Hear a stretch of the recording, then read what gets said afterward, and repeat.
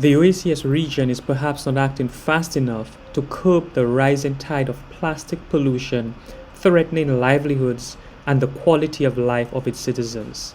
That is one of the conclusions of a series of consultations conducted by the OECS Commission. We get the details in this report. The consultations were facilitated through a project called Building Resilience in the Eastern Caribbean through the Reduction of Marine Litter, REMLIT. It was noted during the consultations that several waste management initiatives were underway but were stalled for various reasons. So the question then is, what are some of the challenges that prevent those management of plastic waste from being sustained? And it points to several different things. One, the lack of clear-cut policy. Two, the cost of moving those things around. And three, having destinations in which they would then move them to. We recognize that there is a heavy cost in terms of transportation, or if a country was interested in recycling at a national level, there is a very heavy cost.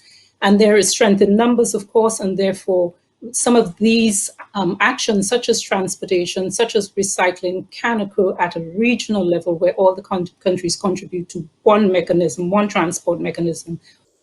Updating waste management policy and legislation is a priority of the Eastern Caribbean Regional Ocean Policy, ECROP, which falls under the REMLIT project. So one of the main activities is looking at the existing legislation that we have and trying to update that legislation, recognizing that this legislation is some 20 years old and was developed back in the 1980s. Waste management and plastic pollution have become critical issues for the OECS region, especially as the islands are running out of space for landfills.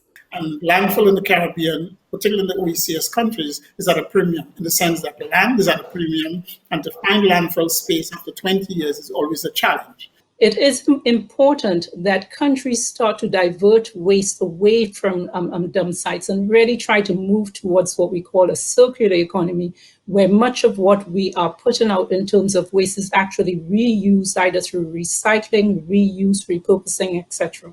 The region is now focusing heavily on exploring the promise of a blue economy, but that too is being impacted by marine litter and plastic pollution in particular. Waste is really impacting on the potential for developing a blue economy. Another key focus of the consultation was the need to incentivize businesses and households taking the lead in reusing and recycling waste where possible.